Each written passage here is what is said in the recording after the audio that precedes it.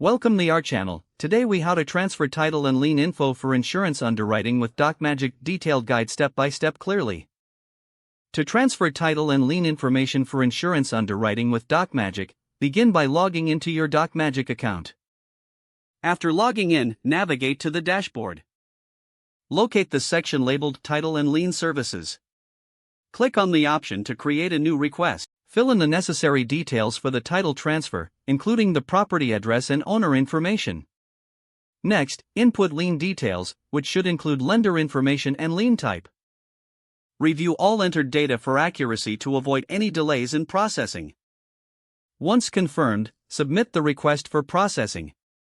After submission, monitor the status of your request in the Pending Requests section. Once the title and lien information is processed, you will receive a notification. Open the notification to access the completed documents.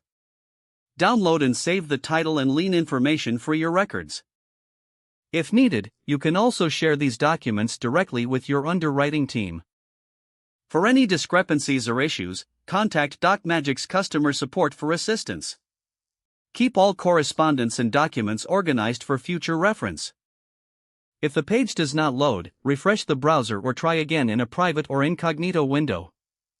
Make sure you are using the correct email address, then retype it carefully to avoid small typos. If your password is not accepted, use the reset option and create a new strong password you can remember. Check your spam folder for verification or security emails, then complete any requested confirmation steps. Enable two-factor authentication if available to improve account security and reduce unauthorized access risk.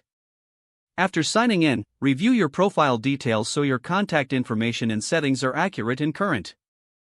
If you see an error message, note it down and try again after restarting your device and internet connection. Log out when you finish, especially on shared devices, to keep your account and payment information secure. If the page does not load, refresh the browser or try again in a private or incognito window. Make sure you are using the correct email address, then retype it carefully to avoid small typos.